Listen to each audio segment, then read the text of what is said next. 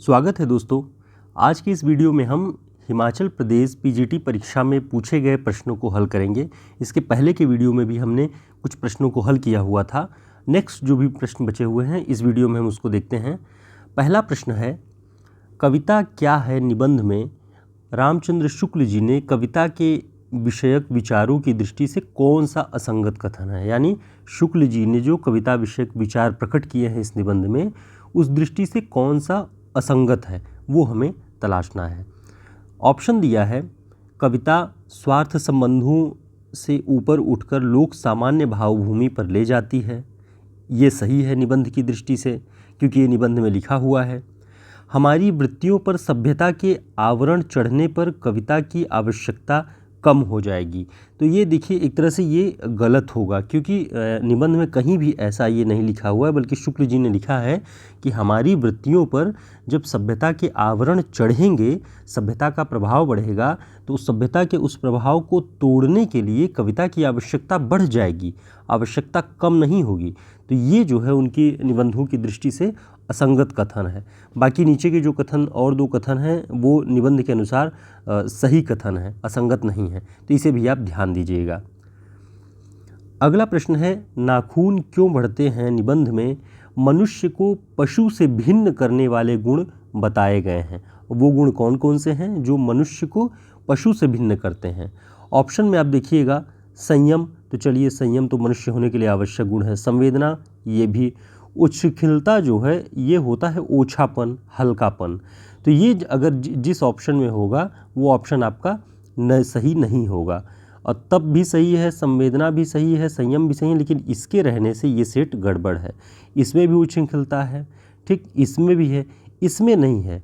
इसमें नहीं है क्योंकि इसमें संयम, त्याग, श्रद्धा और संवेदना ये मानवीय गुण हैं, ये पशुओं में नहीं होते हैं। इसलिए ये चारों जो गुण हैं ये मनुष्य को पशुओं से भिन्न करते हैं। तो आपका ये वाला ऑप्शन सही हो जाएगा। अगला प्रश्न है, एक अचंभा देखा रे भाई, ठाढ़ा सिंह चरावे गाई, पहले पूत पीछे भई माई, चेला कै गुरु लागे पाई। अब देखिए इसमें क्या है कि अचंभा, एक अचंभा देखा रे भाई, क्या है कि ठाढ़ा सिंह चरावे गाई, सिंह खड़ा है, शेर खड़ा है और गाय को चरा रहा है, ठीक, या गाय चर रही है, सिंह खड़ा हुआ है, कुछ कर नहीं रहा है, ऐसा हो नहीं सकता।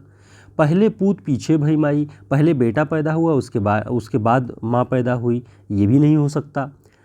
चेला के गुरु लागे पाई, और चेला जो है वो शिष्य जो है उसको जाकर के गुरु प्रणाम कर रहे हैं, पैर छू रहे हैं। तो ये उपयुक्त गद्यांश क्या है? मुकरी है, पहेली है, दृष्टिकूट है या उलट बांसी है?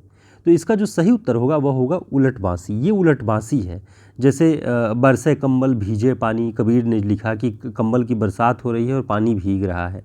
तो ये और कुछ नहीं, ये उलट बांसी है, उल्टी उक्ति, उल्टा कथन है ना, कि पहले पूत पीछे भई माई, ये ऐसा तो संभव तो है नहीं। तो इसलिए ये उलट बांसी की श्रेणी में आ जाएगा।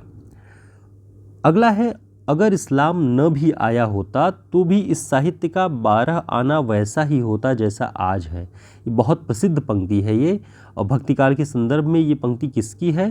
तो इसका जो सही उत्तर होगा वह होगा हजारी प्रसाद द्विवेदी। हजारी प्रसाद द्विवेदी जी ने आचार्य रामचंद्र शुक्ल जी के उस कथन को चुनौती देते हुए लिखा, उसको काटते हुए लिखा, जब आचार्य शुक्ल लिखते हैं कि इस्लामी आतंक के प्रभाव के फलस्वरूप हताश और निराश पौरुष की जो जनता थी उसने भक्ति की शरण ले ली।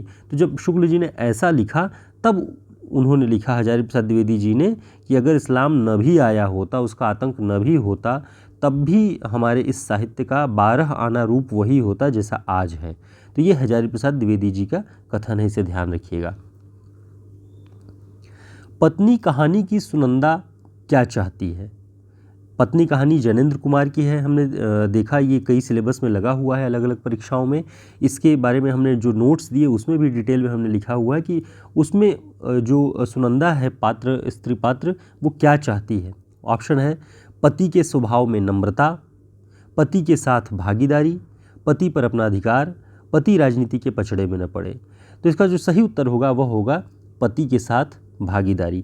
वह दुखी इसलिए रहती है कि पति अगर राजनीति में भी अगर आगे बढ़ते हैं तो सुनंदा को उसमें नहीं ले जाना चाहते या उसकी राजनीति की ज्ञान की बातें उसे नहीं बताना चाहते, दुनियादारी की किसी भी बात में उसे शामिल नहीं करना चाहते, जबकि वह चाहती है कि वह भी अपने पति की तरह राजनीति में उसकी भी रुचि होती है। वो चाहती है कि वो उसे भी बताएं, उसे भी आंदोलन की बातें बताएं, उसे भी स्वतंत्रता संग्राम के संघर्ष की गाथा सुनाएं। तो लेकिन उसका पति ऐसा नहीं करता है, इसलिए उसकी हमेशा आकांक्षा रहती है उस कहानी में कि वो अपने पति के साथ भागीदारी निभाए। तो ये इसका सही उत्तर होगा। अगला जो प्रश्न है, ब्रह्मराक्षस कविता में, ब्रह्मराक्षस मुक्तिबोध की कविता है, इस कविता में नरेटर ब्रह्मराक्षस का सजल उर्शिष्य क्यों होना चाहता है। नरेटर माने जो उस कविता में बोल रहा है, जो भी व्यक्ति बोल रहा है वो ब्रह्मराक्षस का सजल उर्शिष्य क्यों होना चाहता है। ऑप्शन है, उसकी व्यथा को स्वयं जीकर उसका मूल्य, स्वयं का मूल्य बताने के लिए, उसके अधूरे कार्यों को संगतपूर्ण निष्कर्षों तक पहुंचाने के लिए, उसको भीतरी और बाहरी कठिन पाटों के बीच पिसने से बचाने के लिए, सूर्य और चंद्रमा के उसे नमन करने और ज्ञान गुरु मानने से अभिभूत होकर। तो ये तो नहीं होगा, क्योंकि ऐसा नहीं है, वो इससे अभिभूत नहीं होता है। उसको भीतरी और बाहरी कठिन पाटों से बीच बचाने के लिए वो सजल उर्शिष्य से नहीं होना चाहता है। वह होना चाहता है, कविता की अंतिम पंक्तियों में आप जाएंगे मुक्तिबोध की, कि उसके अधूरे कार्यों को संगतपूर्ण निष्कर्षों तक पहुंचाने के लिए वह उसका सजल उर्शिष्य होना चाहता है। तो इसका ये ऑप्शन सही हो जाएगा। अगला प्रश्न है, निम्नलिखित पुस्तक लेखकों के युग्म में से कौन सा सही नहीं है। ऑप्शन है, रसमीमांसा आचार्य रामचंद्र शुक्ल, ये सही है। नवरस बाबू गुलाब राय, ये भी सही है। रस सिद्धांत नगेंद्र, ये भी सही है। नंद दुलारे वाजपेयी का ये जो पुस्तक है रस सिद्धांत और सौंदर्य शास्त्र, ये गलत है, क्योंकि रस सिद्धांत नाम से ही उनकी पुस्तक का जिक्र मिलता है और सौंदर्य शास्त्र करके नहीं है। तो ऊपर के 3 सही हैं, तो इसका तात्पर्य ये है कि ये वाला गलत होगा। अगला जो प्रश्न है, अष्टयाम सेवा में याम से क्या तात्पर्य है। तो अष्टयाम जो है वो 8 पहर के लिए होता है, तो इसमें जो ऑप्शन है वो प्रहर, प्रहर सही होगा। याम से तात्पर्य है कि प्रहर। अगला प्रश्न है, इंशा अल्लाह खां की रचना रानी केतकी की कहानी का दूसरा नाम क्या है। तो हम लोगों ने इसे कई बार पढ़ा है, कई बार ये हमारे सामने आया है कि इसका जो सही नाम है उदयभान चरित। तो रानी केतकी की कहानी इंशा अल्लाह खां की कहानी है और इसका एक और नाम है उदयभान चरित, इसे आपको ध्यान रखना है। एक और प्रश्न आया था कि अ कहानी के लेखक कौन हैं। कई लोगों के नाम दिए हैं जिसमें गंगा प्रसाद विमल जी का नाम सही है।